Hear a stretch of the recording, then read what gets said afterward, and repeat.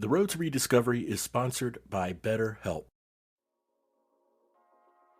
Let me ask you something. Is there something interfering with your happiness or preventing you from achieving your goals? You know, for me growing up, feelings of anxiety, inadequacy, doubt, and even imposter syndrome got in the way of me reaching my goals and reaching my full potential, right? So, BetterHelp addresses these and more. It's not a crisis line and it's not self help, it's professional therapy done securely online.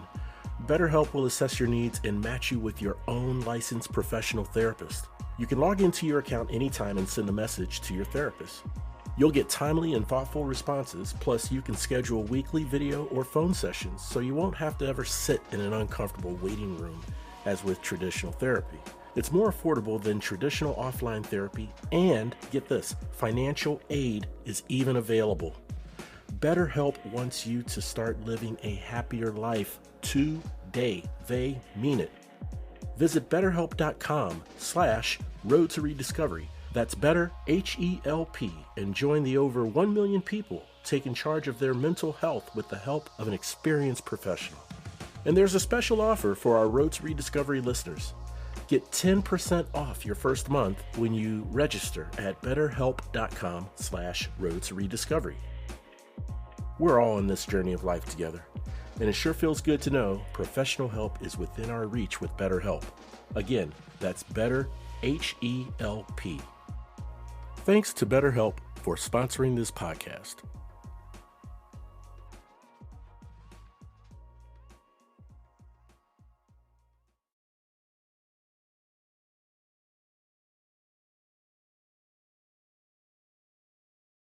Our lives are laid out on a road of bumps, turns, struggles, and more. How do we respond? How do we endure adversity for learning and growth? I'm Aubrey Johnson, and we'll explore these questions and more on the Road to Rediscovery.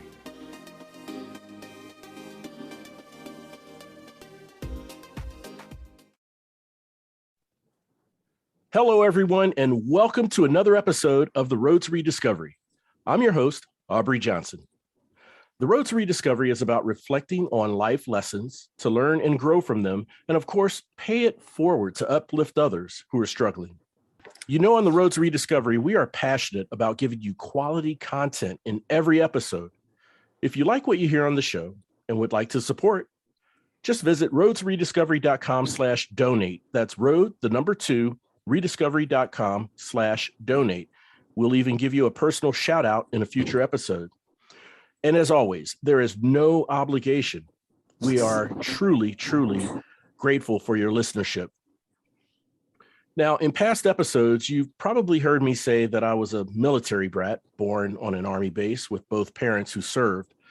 My mother completed her service after 7 years, but my father ended up being a career man, retiring after 20. As a teenager, it took me some getting used to not seeing my dad in uniform every day. But that is just a microcosm of the adjustments he's had to make into civilian life as a husband and father. Well, my special guest is intimately familiar with this. He is with Get Back Incorporated, a California-based nonprofit dedicated to helping America's veterans by providing permanent and transitional housing, as well as empowerment counseling, skills training programs, and more. Ladies and gentlemen, please help me welcome Tobin Moore to the show. Hey, Tobin, how are you doing, man? It's great to have you here. I'm excited to be here. I'm doing great. And thank you for this interview. And I can't say enough of how you reached out to me and we connected. And I'm just excited about what we can do for our vets. Absolutely, 100%. I'm equally excited, Tobin. So let's just start by sharing with the listeners where you're from and what was life for Tobin growing up. Okay, I'm originally born in San Francisco, and I left San Francisco when I was 5 years old and moved to East Palo Alto. Okay. Nice. So I grew up in East Palo Alto and San Francisco because every summertime, I went back home, of course. Okay. No, that makes sense. And so your whole born and raised time has been on the West Side, right? On the West Coast. Bay Area. Yeah, the Bay Area. The Bay Area. Gotcha. Okay. Yeah. Uh-huh. Very nice. Very nice. So let's talk about this this wonderful nonprofit, man. But before we go into it, can you share? Have you served, or you have parents who served, or friends who served? That's a very good question. I grew up wanting to go into the military because my mailman had been into the military, and we used to talk all the time. So I was actually shooting hummingbirds. I mean, I was the rifle guy and all that kind of stuff. So I have a really good shot, and I was thinking about being the sniper guy. Yeah. But when I got older, when I turned 18, actually 17, I asked my mom, "Can I go?" And she said no. All of her brothers have served. Uncle Raymond, Uncle James, and Uncle Herman served. So I wanted to serve, but she wouldn't let me go. Which, of course, I cried. Of course, right. I was kind of hurt about that. Yeah. But at any rate, I just wanted to serve, and I couldn't serve. So when I got into real estate years ago, I had some properties that I had owned, and I had to get some renters out of them because they weren't paying me the house note. They were paying the note. So that's when I went to Loaves and Fishes, and I met Sister Liddy from Loaves and Fishes, and so it kind of changed my life and direction when I saw those homeless veterans on the street. It really touched you, didn't it? Yeah. Oh man, I mean, really, to the point where, I don't know if you ever experienced it, but when the spirit of God really connects with you, I mean, there's nothing you can do about it. So I just begin to weep, uncontrollably, and I don't tell the story that often, but I asked God, what can I do? What am I supposed to do? And so that's what came to me. Help the veterans. Start helping the veterans that you saw. Put the veterans in the house. So in 2002, I started working on it. Of course, I was doing loans of real estate at the time. And I'm gonna tell you this much. I still remember my moment with God while I was right in my garage, and I asked God, what should I do, and all that stuff. And God told me to help the veterans, but I'll tell you right now, man. He said, don't do nothing else but that. Right? And I was doing loans and real estate. Right. And God said, stop doing that. And I said, wait a minute. Gotta keep food on the table, right? Yeah, right.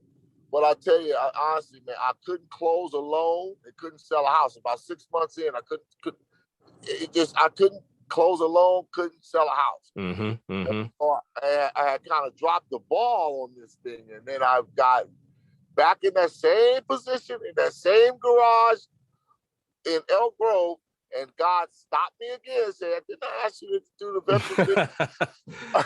Right. And I'm crying again, uncontrollably. I said, okay, God, I'll do it. Yeah. And so that was in 2003. And so I just kept working at it, put some veterans in the houses. And of course, they run around. I was paying the house note, bringing them food, bringing them clothing. Right. That kind of, but then I got my nonprofit status in February 2007, February 24th. Okay. 2007. So I've been under the radar, if you will, sure, just doing the work, So I got connections like Mr. Gambles out of Mare Island. He's a veteran. Does my claims for me. Okay. So when I run into veterans and they need the claims adjusted, I'm the guy who sends them to Mr. Clyde Gambles. I see. So yeah, and so I just got Clarence Johnson CJ, call him CJ, Mm-hmm. Clarence Johnson had paid somebody like $25,000 to try to get his 100% disability because he's a veteran, but he's a Purple Heart. He got 2 Purple Hearts. Oh, wow. Yeah, so Man, he's amazing. Yeah, he's a friend of mine, and so I got a lot of veteran friends that, fortunately, I don't know, God just put some pride in my life. But I just got him his 100% about 2-3 months ago. Okay, got it. So yeah, so my thing is just, I would have been a veteran, right? Sure. Oh, yeah. So everything that goes on with veterans, I'm always in it. Amazing. Yeah. Man. In fact, we just on February the 25th, we just had an event honoring our veterans. Good. Very good. Yeah, man. Yeah. We had it at the Bonnie Purnell Center on 24th and Mac 24th and Meadowview. Mm-hmm. And so yeah, we just put it all together, man. I will take a picture of my it wasn't a flyer, but it's a it's just information about the event and all that kind of stuff. It's like a poster. I got you.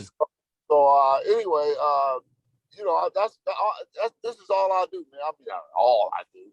Of course, I do real estate. I used to do it, but I'm involved more into rehabs now. Okay. So I'm doing a lot of rehab work on different properties and stuff like that. Yeah. And what have you. But it would be excellent to have another facility, because I had a 10-bedroom that I had to give back, of course, but to the owner, because I didn't own it. But to get a property like a little 10-bedroom, I don't even care if it's a 4-plex. You know what? But I'm here in Sacramento, man. Just still at it, man, and it'd be nice to get some help along the way. It would really be nice. No, I understand, Tobin. So, and thank you for sharing that, man. What is your scope when it comes to veterans? It sounds like you have a pretty broad scope of veterans that you support and help and just provide and help uplift. Are you in touch or contact with veterans as they are like shortly after they're discharged, or maybe say 5 years after discharge, 3 years after discharge? Yeah. Fortunately, I run into veterans that are actually homeless. Okay. So I start from right there at the bottom. Gotcha. So like Mac, for instance, he lives near my house. He stays in a tent and all that kind of stuff. Yeah. But I always bring him food, and all this other stuff. And so, but when I first got started, that's mainly all I was, doing is getting them veterans right off the streets, blah blah blah. Okay. Yeah. But now I there's different organizations that I'm connected with. Oh, that's great. Okay.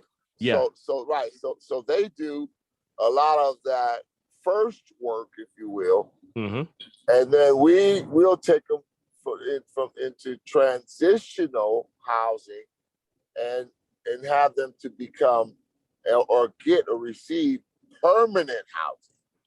Nice. So that's what we do. Yeah, man. I just got a guy call me the other day, Charles. He's a veteran too, disabled veteran. Yeah. And so Charles is now getting $4,000 a month. Wow.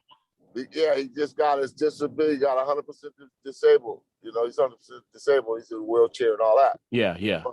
But I've been knowing Charles for, I don't know, 6-7 years, I think. He's in transitional right now. So he called me up. He wants me to help him buy a house. So that's the kind of things that Get Back does. I have Don. His name is Dan Parisi. Dan Parisi is with Coffee Real Estate. Okay. So Dan is our go-to guy when somebody wants to buy a house. So you have your own network of getting this all set up and making it happen for these veterans. Yeah, man. I even have John Westfall, who is our architect. So you have architect, you have claims, you have all the players and stakeholders you need to make it happen. All I need is the finances. I was talking about that to the council member May Vang at our event on the 25th. But yeah, I also have Curtis Smith, who's our developer. Yes. But Curtis is also a contractor. So he can build everything that John Westfall draws. He can build it out.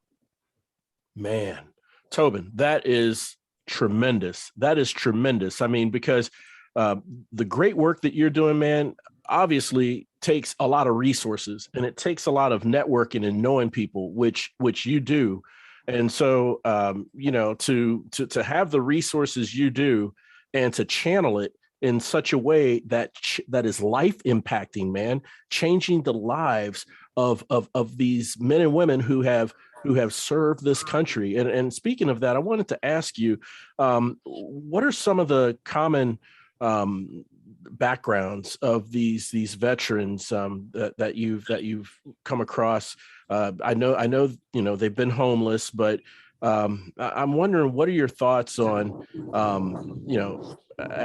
has the country, or does the government or country do what's necessary to help veterans in transition, or could more be done? What are your thoughts on that? Oh, you open up a can of worms now. OMG, yeah, man. Here's the thing, man. Here's the thing. It's disgraceful.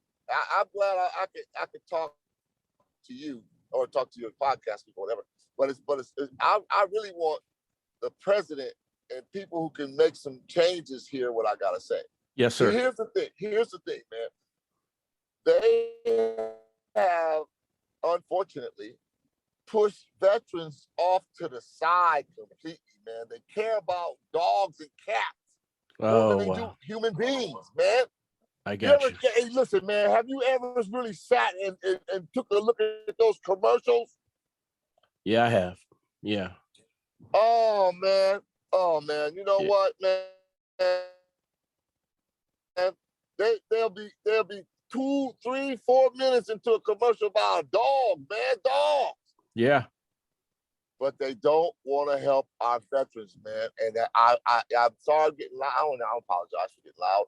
I've had it with the government, man. I'm telling you, I've had it up to my neck. And so, but I'm willing to work with the federal government. You know, yeah. I'm willing to work with the federal government and the government, period, man. But they don't care about veterans. And it's sad, because I would have been a veteran, right? And here's the thing. This is what trips me out. What just crawls right under my skin. They go right into our high schools and colleges and sign them up to go to the military. Recruit, yeah. Recruit them, right? Yep. Man, they turn them into killers.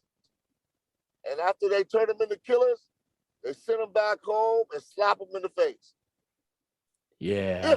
If they make it home. If they make it home, that's right. Yeah. Yeah. If they make it home. And these days, in these times, it's taking a chance. It's taking a risk, and these men and women who take that oath to defend their country, they have families, their husbands, their wives, their mothers, their fathers. Okay. They're a son or daughter of someone, and it's not like after you serve, you just ride off into the sunset and you're discharged. I mean, there's a lot of support and counseling that needs to be done to readjust back into civilian life. Is that right?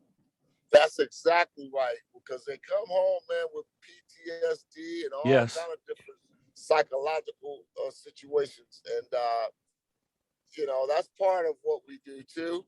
Good. There's Good. there's different organizations, man, that I'm connected with that handle that part. Now I'm not a psychiatrist, Gotcha. Mm-hmm. but they know how to tap into those veterans and stuff like that. And there's another veteran that that's on my board. His name is Michael Levester, and Michael he's a playwright. He does movies and all this other kind of stuff. Right. But I want to start videoing those veterans and their stories. Yes. Yes. Yes. Yeah. We want to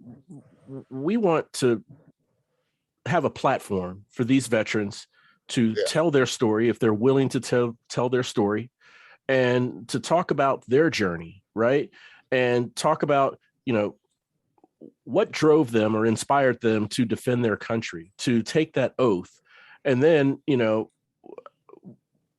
if they're willing to talk about life in the military, did they do a tour? Did they do numerous tours? And then, of course, adjusting back into civilian life, what was that like? When you reflect back now, what are the things that you've learned about yourself when it comes to adjusting back? Because I truly, and I'm not a veteran, I'm just a military brat, but Tobin, I truly believe that every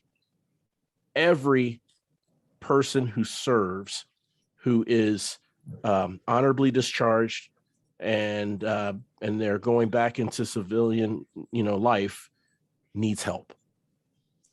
Everyone needs help. Every single one of them, man.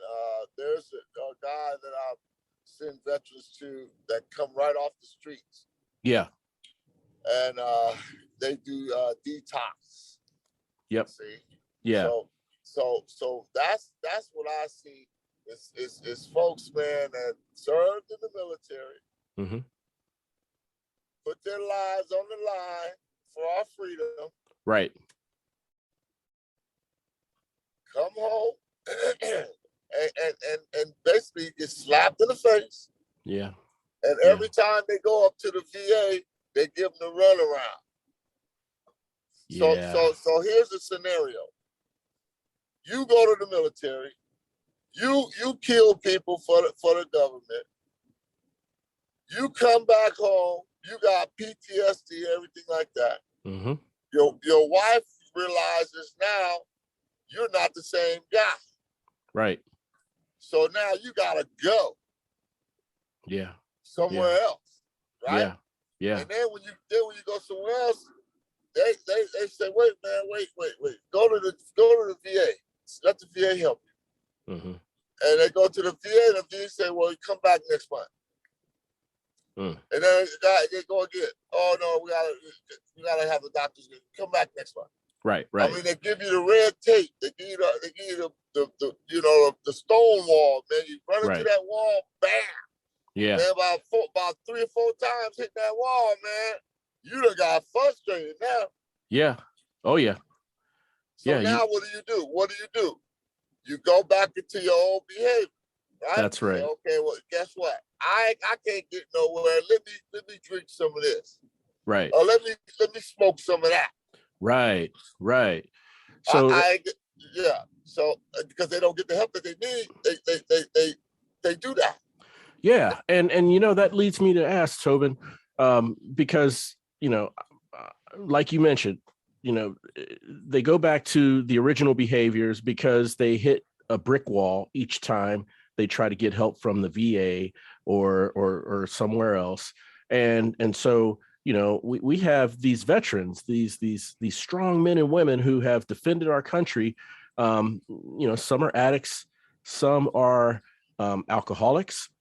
Some are suicidal, and so they all have PTSD, and that's the one of the biggest obstacles in adjusting or overcoming to adjust back into society and civilian life. So, how do you navigate or help that person navigate around that addiction? Let's say they have an addiction and they're homeless and you're providing housing for them, but part of that support also includes rehab. Is that right? That's exactly right. Before you can start even housing that veteran, Yeah. that veteran needs to be, first of all, evaluated, Yeah. and then taken care of. And what I mean by that is, say for instance, he's been smoking crack a lot, Right. for years. Yeah. He go into the detox thing. He been drinking a lot. Mm-hmm. Randy, I call Randy. Randy will put him in the detox thing. Mm-hmm. See, Mm-hmm. and then that's what I mean. That has to happen in order for them to even get into transitional. They can't come into my facility or even in transitional. Yeah. No, I got you. It's just it's not gonna work. I don't care who you get in front of bring in front of me. That's right. If they haven't did the initial thing, which is getting off that stuff, right? And it used to be a lot of heroin and all that. I don't know too much what goes on now, but I know I think it's a lot of from what I can tell, it's a lot of that not PCP, but they smoke the stuff. It's like crack, but it's not. Okay, I got you. The name of it. Yeah. But they do that a lot. Meth. That's it. Meth. Oh, the meth. They smoke that meth, man, and it's like everywhere here in Sacramento. Oh wow, is that other right? Places, yeah. Oh yeah, and other places too. Yeah. And so you gotta get that veteran who's been sleeping out in the street, sleeping in what I call sleeping in the bush. Yeah. You got to get them out of there, man, and say, hey, man, you ready to clean up? Because, see, you can't. The thing about it is, no matter how you might try, because I've been through this, I've been doing this for almost 20 years now. Oh, wow. Here's the thing. There's no way I can make that veteran wanna be clean and want his own house. Right. Unless he wants it. He wants it. Yeah. He's got to make that decision for himself. He or she. He or she. That's right. That's right. And so, I got a guy now who I bring food to all the time, and I think now he's ready. Okay. Okay. So I mean, that's how it is, man. It's piece by piece. Gotcha. Veteran by veteran. Yes. Because when I'm on the streets, I'm always helping. Right. Right.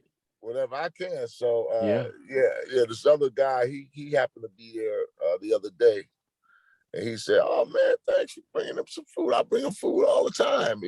He's some guy. He's a friend of the veteran guy. Okay. And Mac is his name. So I told Mac, I said, "Man, I if you're not ready, don't waste my time." Yeah. Exactly. Yeah. That's right. Yeah, because I can get him 100%. Well, at least I can get his claim looked at. Right.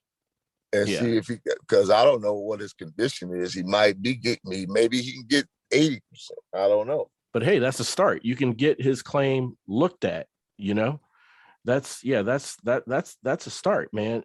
Man, Tobin, you are one busy cat, man. I don't know how you keep track of all the names and each person's situation, but man, you are doing it. You have been doing it almost 20 years. Absolutely amazing, man. Let's do this, okay? Because of the great work that you're doing and continue to do, Tobin, can you share for the listeners, just give us a glimpse into a success story, okay? Someone that you ran into who was homeless, that now whatever habits they have, they kicked. They're in housing, they maybe found a job, they got benefits, the whole spiel. Just share a success story with us. Okay. There's a guy who I actually grew up with. And actually, I know him personally. Okay. Which I know what he used to do. Okay, right? Gotcha. And so, so I helped him out years ago. Okay. And so he got clean. I told him to go to the VA in Menlo Park. He got clean, started working for the VA. Oh, very nice. Because he knows how to do janitorial work. Gotcha. Understood. So the VA kept him on, and he just retired not too long ago.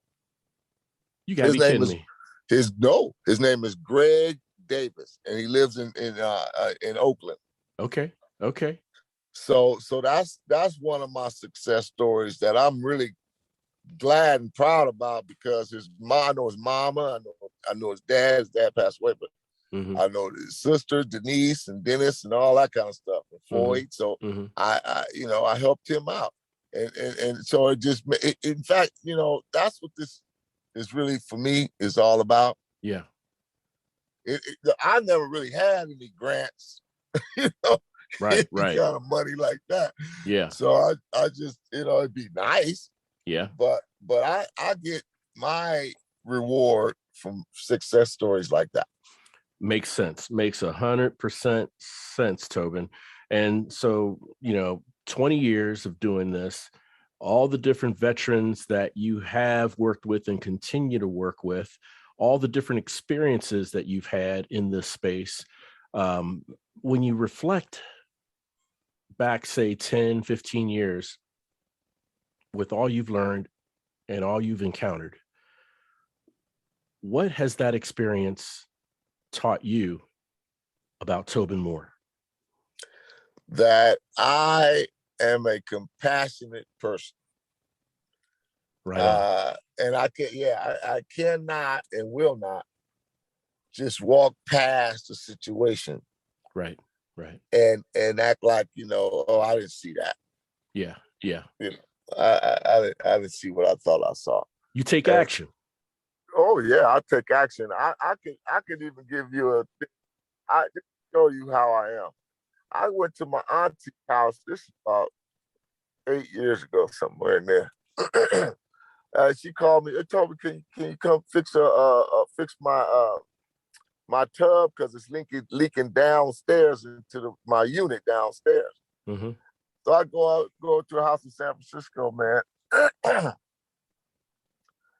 She leaves in her Mercedes. Next thing I know, well, let me back it up a little bit. I had to go get some flux. I don't know if you know what flux is. Anyway, I'll have to weld the pipes together. So I had to go get some flux from a hardware store. Right. I said, "Hey, Michael, you want to come with me to the store real quick? Just gonna go to the store and be right back." He said, "Yeah, come on." I go. Man, guy gets downstairs to my car. And normally, man, I do not open the door for people. Right. I'll open my door and then maybe, go through and then maybe pop this thing on the other side, but I don't go to the door where they're getting in. Right, and open it for them. Right. Man, I did that this time. And man, I'm looking up and they say, "Hey, we got you now." And I'm like, "What are you talking about? She can't save you now." And I'm looking up and said, "Man, what are you?" I'm looking up and say, wait, what you talking about? Because I was right there in front of the other guy, right? Who they wanted to kill him. And so he pulls out this big 45, man, an old school one. Oh man. Yeah, man. And I jumped in front of it like 4 times. Yeah. I had to, because they was gonna kill him. My goodness. You gotta be kidding me, man. Yeah. And until this day, man, I wasn't afraid of nothing at all.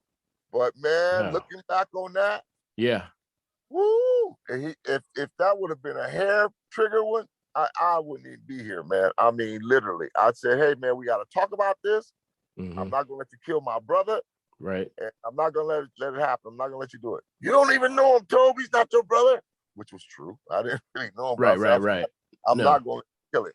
So it's things like that, man. I mean, we have to, I think, stand up, man, for what we know is right. That's right. Yeah. And I mean, John was a good example of that, man. That brother that just passed away. Yeah, man. He said, "Man, good trouble." I got you. Good trouble. That's what I'm about. I'll get into it with you, Yeah, You but know, but but you're doing it for what's right. Yeah. exactly, that's good trouble. Yeah, that's good trouble. I understand. And I love how you term that good trouble, Tobin. Good trouble is when you're in a disagreement with someone or you're fighting for a good cause, you're fighting for the good, you're fighting for right. And, it leads to trouble, but you're doing it for good reasons. You're doing it for the right reasons. And man, I got to commend you for being a person with compassion who takes action and protects his brother, man. And like you said, with that, that dude taking out that 45, every little detail was a matter between life and death. If it was a second later or a second earlier, it could have made a big difference for the worse. If it went like an inch this way or an inch that way, it could make a big difference in a good or a bad way, And so God was looking out for you, brother. I know, man. I mean, really, he just, I mean, I amaze myself sometimes. Mm-hmm. Like, I really do that?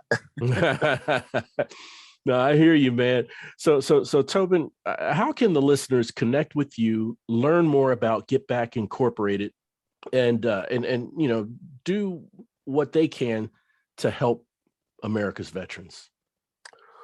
Well, if they want, they could go to the website, which is www.getbackinc.org. Gotcha. So it's www.getbackinc.org. Okay. And they can contact us and if they want to donate or something like that, they can. Mm-hmm. In fact, I was in the process of reestablishing some things pertaining to PayPal and all this other stuff, right? Okay. But if they want to, I don't know if people do this that often now, but they could send a check or whatever to my office. Okay. You know, Okay. write a Yeah. check, send it to my office. It's 7576 Stockton Boulevard. 7576 Stockton Boulevard. Yeah, in Sacramento, California. Sacramento. You got it, man. You got it. Yeah. And you know what? I'm going to put that address as well as the website on the episode show notes so that when people see this episode and they tap play to listen to it, they can also click the links or send a check to that address directly from the episode show notes. So Tobin, man, I really, really appreciate you coming on the show, brother. Just sharing with the listeners the great work that you're doing, and fighting the hard fight, brother. Fighting the hard fight to uplift our veterans who have put so much on the line to defend this country, man. God bless you, brother. I appreciate you coming on the show. Hey, man, I'm just doing I'm just one guy doing what I think and I believe is right. Yes, sir. Yes, sir. It just breaks my heart, man, that veterans are being mistreated like this, man. And here's the thing I want to add to this. All right. The government trains our kids and stuff like that to become killers. When they come back home, they don't have nothing to do with them. Mm-hmm. And they do it it seems like they do it on purpose. Okay? Because see, here's the thing. A lot of those veterans that have gotten hurt in the military now should be getting get their claim adjusted. Right. Because they can't hear, a lot of them can't hear, or whatever. So, but here's the thing. The VA doesn't really help them like they could or should, I guess I could say. Okay. So what happens? He gets frustrated, like I told you. Then he gets kicked out of the house, all that stuff. So now he's sleeping on the streets. Mm-hmm. Well, and then when he goes to the VA, oh no, we can't deal with you because now of course he's homeless, so he ain't took a shower in a long time, and they Right, don't want to right, deal with right. they don't They won't want to deal. deal with him.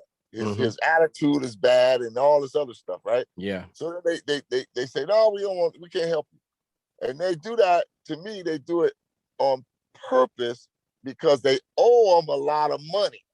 I see. Follow me with this. If you got 25 veterans that could have claims, but the VA don't give them that claim, they end up dying on the streets. Yeah. They And they keep never the get money. that money. Huh? And they keep the money, the government, the VA. I mean, yeah, man. Yeah. Listen, the government prints money. Right. If they really wanted to help veterans, man, they could do it. Mm-hmm. Mm-hmm. But they leave it up to people like me to do it. I got you. But I'm willing to do it anyway. But what I really would like to see happen is some help from some other people that are like me. Mm-hmm. And then once we set it up, the government will, I believe, want to have us help those veterans. And what I mean by that, because I have a grant writer too, Sherry. She's a grant writer. So I have a lot of connections. And so anyway, Sherry is a grant writer. See, what we need now is another address. Yeah. That's all we need. That's what I'm working on right now. Working on another facility. Good. See, once we get a facility again, she'll write the grant for us. It'll take us about 6 to 8 months to get the grant. Right. Fund it. If we had one like right now, she could start writing it right now. And then about in May, June or July, rather, we'll hear back from the government as to if we got the grant or not, granted the grant. And then they fund it in October for 2 years. So I really have been working my behind off trying to get another facility, another property. I understand. Man, hey, let's stay in touch, all right? Because I'd love to have you back on the show to give an update, letting us know if you got that other property, and maybe give a shout out to the people who have helped contribute in the funding and the construction of that second facility, because that can only help our veterans, right? Giving them another place, another resource, and that's something we definitely want the listeners and the overall public to know. And like you, man, I'm just one person who's just doing my part, trying to have a platform to where people can tell their stories and tell the listeners about the great work they're doing, like you. And if everyone does their part incrementally, we can change the world and make it a better place. I truly believe that, my brother. I truly believe that, man. And that's where my head is, man. I believe it. Yeah. I mean, I'm sold out on it, man. I mean, yeah.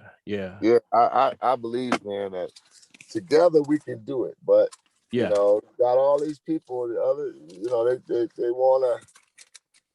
I don't know, man. It seems like to me, from what I can tell, they want to steal all my information, right?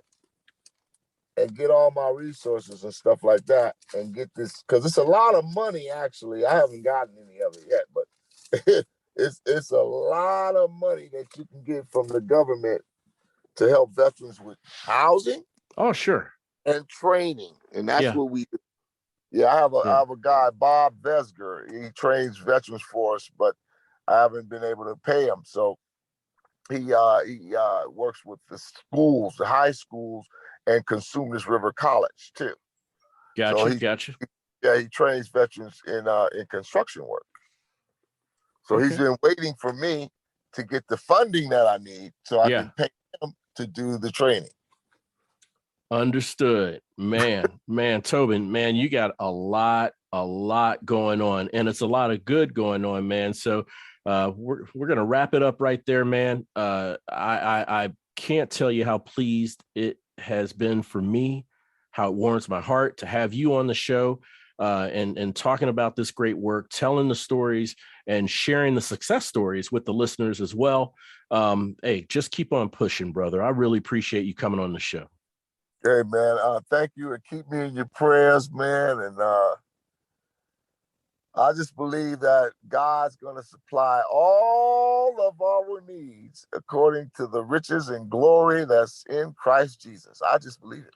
Amen. 100%. I do too, brother. And that's where the faith comes in, right? Oh, man, without faith, it's impossible to please God. That's right. Without faith, it is impossible. And to all the listeners out there, I want to thank you for tuning in and listening to the show. All right. And look, if you have a loved one or a friend who seems to be at the end of their rope, down in the dumps, not sure where to turn to or who to turn to, I humbly ask that you please share this show with them, because on the road to rediscovery, we want our listeners to know two things. Number one, you're not alone. That's right. And number two, there is always hope. That's right. The road to rediscovery, it's a movement, a revolution. And guess what? You are now part of it. We're all roadies on this journey of life, and it sure feels good having you on the road with me. Thanks again for listening. We'll chat again soon. We really hope you enjoyed this episode of The Road to Rediscovery. We'd love to hear from you. Shoot us an email at roadtorediscoverypodcast@gmail.com and leave us any questions or comments you may have. The Road to Rediscovery is an AJ Shark production.